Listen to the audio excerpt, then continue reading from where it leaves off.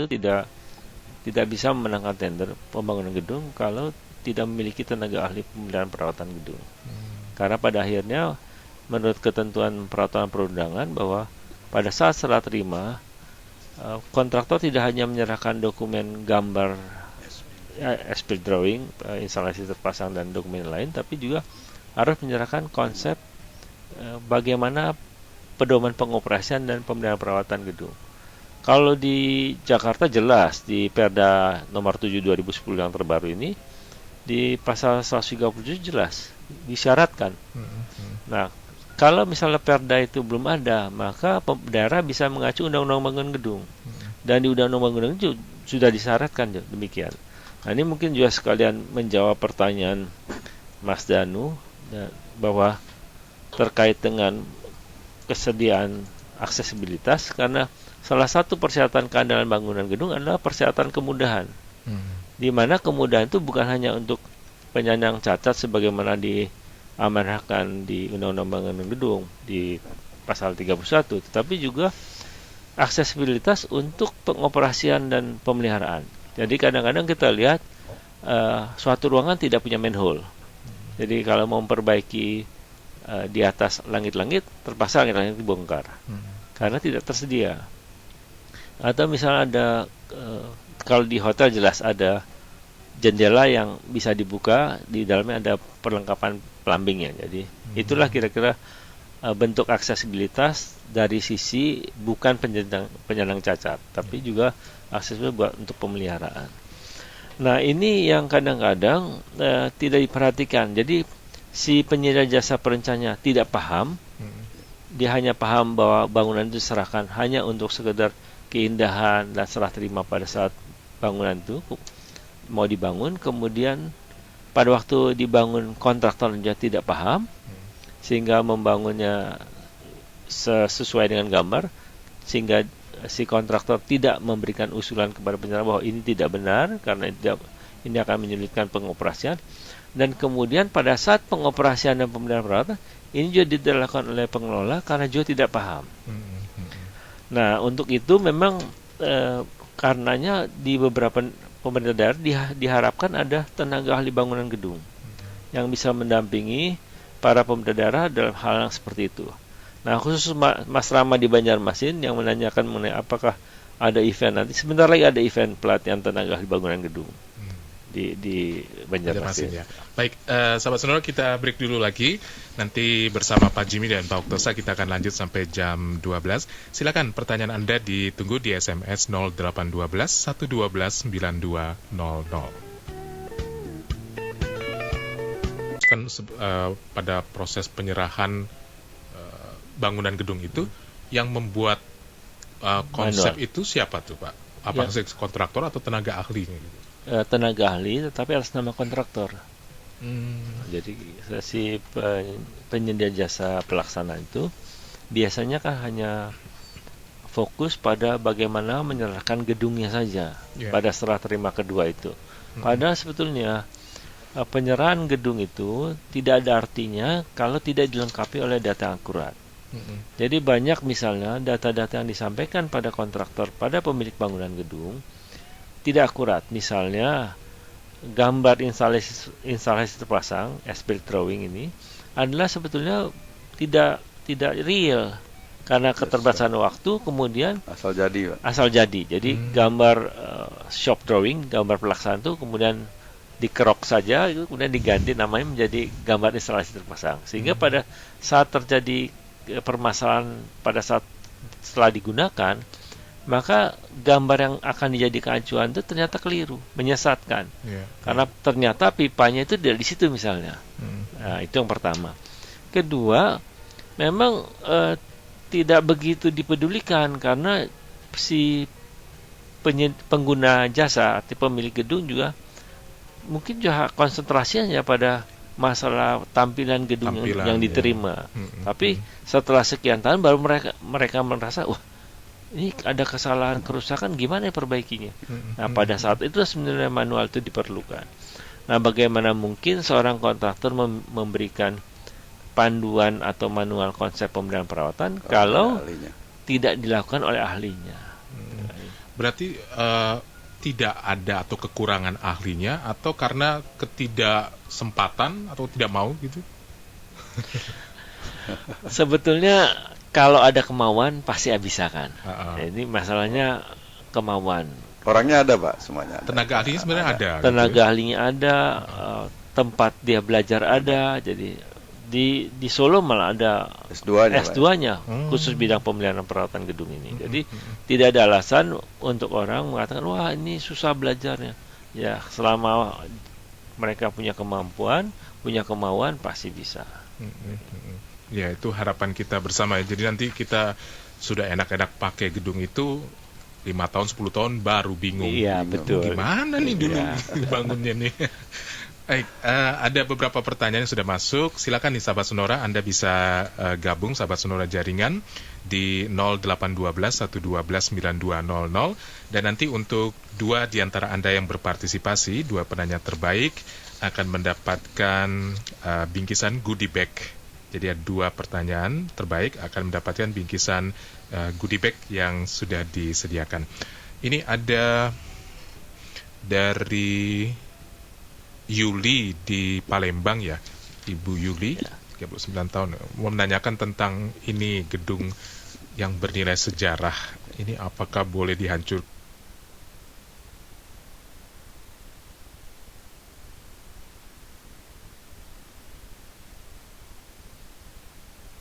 untuk tujuan keindahan kota?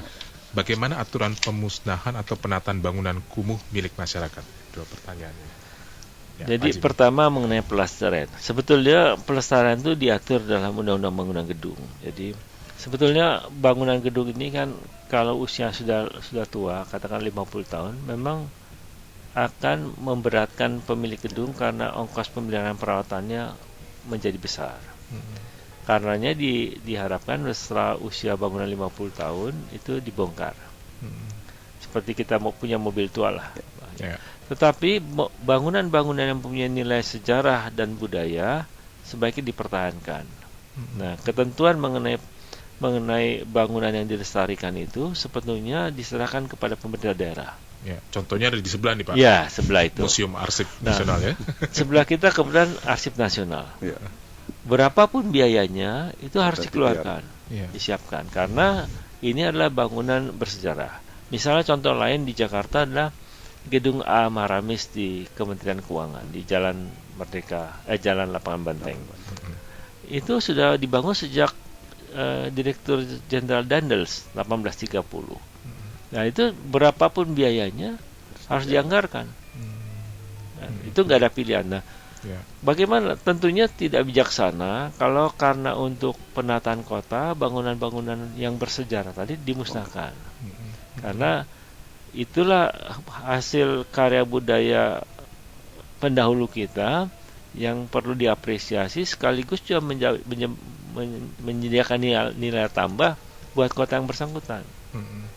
Hanya sayang tata cara pemeliharaan bangunan yang dilestarikan juga kadang-kadang kurang tepat. Misalnya jam gadang di Bukit Tinggi. Ya, Pak. Nah itu tidak bisa hanya dicat dan sebagainya. Jenis catnya pun harus berbeda. Jadi karena agar supaya nilai-nilai sejarah itu tidak musnah karena ditutupi oleh benda-benda yang sebetulnya tidak cocok. Jadi modern belum tentu baik, Pak. Iya, belum tentu cocok buat Belum ya tentu cocok. seperti hal ini ya. Ah, Ya, luar biasa ini contohnya ya seperti di Gedung Museum Arsip. Iya. Kayaknya masih asli seperti asli, Pak. dulu ya. Iya. Cuma di kapur, dulu kan sudah sempat memang kapur, Pak. Aslinya kalau bangunan dulu kan kapur, di Pak. kapur ya. Jangan Di kapur coba ulang. dengan cat zaman sekarang, nggak sesuai deh, Pak. Nilai Dan historisnya berbeda bukan hanya lagi. tidak sesuai, bisa merusak. Merusak. Karena yang kita kenal dengan istilah kalkarium ya, Iya. itu kita sebut dalam bahasa teknisnya cat mineral. Mineral. Cat mineral itu kan cat yang bisa bernafas. Ya. Nah, kemudian kalau diganti dengan cat emulsion, Emulsion, nutup. menutup seperti orang diberikan kantong plastik, Ya. tidak bisa bernafas, lama-lama mati. Begitu juga kondisi bangunannya, dia sengaja bisa menyerap air, kemudian pada musim kemarau airnya melepas. menguap lagi. Tapi kalau ditutupi oleh cat emulsi, Dia nggak keluar. maka tidak keluar, maka akan merusak dinding itu sendiri. Iya, oke. Tadi untuk Yuli itu sudah terjawab yang pertama ya. Terus yang kedua tadi gimana nih Pak? Tentang aturan pemusnahan atau penataan bangunan kumuh. Nah, menata bangunan kumuh itu sebetulnya kalau kita lihat dari kebijaksanaan Kementerian Perumahan Rakyat itu disebut dalam divisi bangunan non formal gitu ya. Nah, di Menper ada yang namanya RP4D, Rencana Pembangunan dan Pengembangan Permukiman di Daerah. Memang fokusnya pada kawasan kumuh. Kalau saya tidak bilang kawasan kumuh lah, tapi kawasan berpenduduk padat.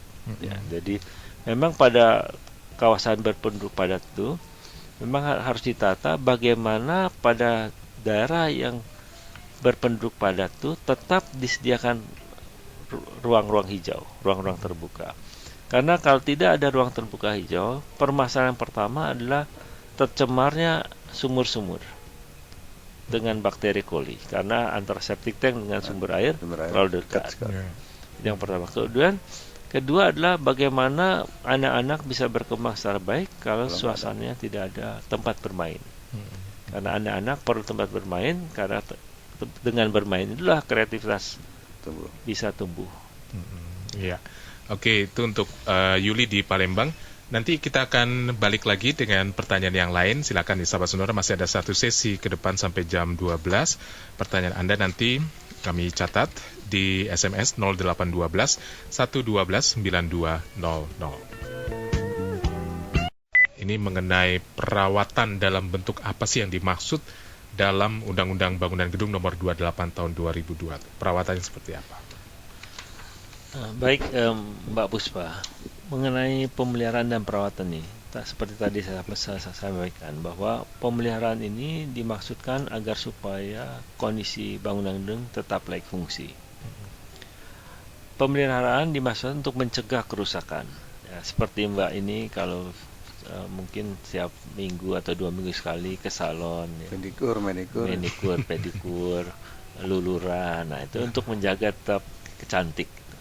Tapi begitu ada permasalahan, misalnya sudah tumbuh jerawat kah, gitu ya. Nah, kemudian mesti dirawat. Jadi begitu ada permasalahan, dirawat. Tentunya kita berharap bahwa tidak sampai itu, karena merawat itu biasa lebih mahal daripada memelihara. Beberapa data pernah kita lakukan bahwa kalau saja dipelihara dengan dirawat secara baik dan pada saat diperlukan pergantian komponen, suku cadang, lampu dan sebagainya, kalau itu dilakukan secara teratur, maka akan mengurangi kemungkinan kerusakan lebih besar. Kalau misalnya kita pernah lakukan bahwa kalau dilakukan perbaikan penggantian berkala, mungkin biayanya sekitar 3-5 juta. Tetapi kalau nunggu sampai rusak, mungkin sudah ratusan juta yang disiapkan. Dan itu pertama. Kedua, pemeliharaan perawatan ini kan juga tidak hanya untuk itu saja, tapi juga dalam rangka nanti dalam proses perpanjangan sertifikat layak fungsi. Jadi kalau misalnya dokumen-dokumen yang disiapkan sebagai hasil laporan pemeriksaan berkala yang asal usulnya adalah laporan dari pemeliharaan perawatan ini tidak lengkap, maka perpanjangan sertifikat layak fungsi tidak dimungkinkan. Nah, karena kita tahu bahwa untuk bangunan pada umumnya 5 tahun. Sedang untuk hunian 2 lantai 20 tahun. Memang untuk rumah sederhana sekali saja untuk seumur hidup. Nah, ini perlu diperhatikan, jangan sampai nanti pada waktu perlu memperpanjang SLF tadi terkendala oleh kelengkapan dokumen ini. Nah, untuk itu juga untuk Pak Rama ini yang di Banjarmasin, kegiatan kita yang mendatang bukan hanya untuk pelatihan tim ahli bangunan gedung, tetapi juga bagaimana kaitan dengan sertifikat layak fungsi. Jadi kita memilih untuk tahun ini 9 kota, Batam, Palembang, Solo, Sleman, Semarang, Surabaya, Probolinggo, dan Banjarmasin. 5 kota sudah kita lakukan, 4 kota dalam waktu dekat ini akan kita lanjutkan. Iya, Pak. Kita harapkan demikian ya, karena sekarang ini luar biasa pembangunan di kota-kota di daerah-daerah, apalagi di Jakarta sendiri. Kita lihat pembangunan luar biasa, termasuk hunian-hunian apartemen sekarang, gedung-gedung juga marak sekali dalam beberapa tahun terakhir ini. Nah, ini mungkin sekaligus juga nanti sebagai penutup kita, Pak Jimmy, setelah ini satu dasawarsa diberlakukan Undang-Undang Nomor 28 ini, apa yang perlu ditingkatkan lagi evaluasi dari sebelum dan sesudahnya ini? Artinya kepada masyarakat pada umumnya kita harus ingat bahwa Undang-Undang Bangunan Gedung ini bukan hanya untuk proyek-proyek pemerintah, tapi juga untuk proyek swasta. Jadi bahwa undang-undang ini berlaku untuk seluruh masyarakat Indonesia. Dan dalam Undang-Undang Gedung ini dahulu pemeliharaan perawatan masih sifatnya sunnah, sekarang sudah wajib gitu ya. Jadi dan ketentuannya kalau ada kelalaian yang menyebabkan kelalaian itu bisa dikenakan denda atau hukuman kurungan. Ada baik, sanksinya ya, ada. Baik untuk pemilik dan pengguna bangunan gedung maupun untuk penyedia jasanya. Jadi masing-masing punya sanksi yang cukup ketat sekarang. Jadi hati-hati, nanti bukan menakut-nakuti, tapi ini ada ketentuan yang harus dipenuhi, kalau enggak akan kena sanksi yang cukup berat. Ya, itu dari saya. Oke, Pak Oktosa, ada yang mau ditambahkan terkait hal ini? Baik Pak, jadi kepada semua rekan-rekan, pemilik maupun pengelola gedung, marilah kita sama-sama menerapkan hal-hal yang telah diatur dalam Undang-Undang Bangunan Gedung, yang nantinya juga diteruskan dengan perda-perda yang ada. Dan jangan menganggap bahwa pemeliharaan itu adalah beban atau biaya. Itu sebenarnya ada investasi jangka panjang yang akan nanti menyelamatkan kita pada akhir dari satu bangunan gedung ya.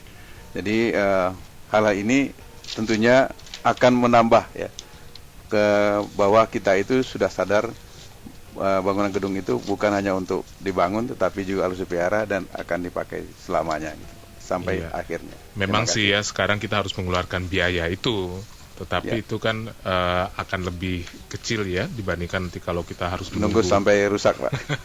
Menunggu sampai rusak. Baik, sahabat-sahabat Sonora, terima kasih buat Anda yang sudah bergabung tadi di SMS, dan pertanyaan-pertanyaan Anda tadi sudah dicatat.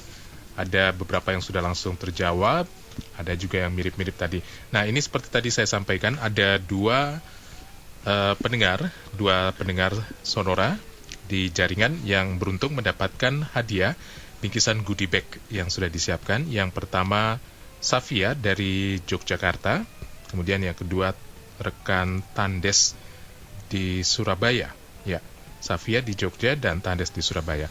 Baik, selamat untuk Anda berdua, dan nanti bingkisannya akan dikirim ke tempat sana, ke Jogja dan Surabaya, melalui Sonora Jogja dan Surabaya. Nanti Anda bisa konfirmasi untuk kapan bisa diambilnya. Baik, demikian sahabat Sonora perbincangan kita, dan kepada Pak Jimmy, Pak Oktosa, terima kasih. Terima kasih. Senang sekali bisa berbagi pengalaman. Kalau mau dibicarakan lagi ini bisa panjang lagi, apalagi soal teknis-teknis ini kan ahli-ahlinya lah ya, Pak Jimmy dan Pak Oktosa ini. Terima kasih, selamat siang, sampai ketemu lagi Pak. Selamat siang Pak. Sampai ketemu. Assalamualaikum. Salam. Sahabat Sonora, sampai di sini jumpa kita, dan selamat menikmati acara kami selanjutnya.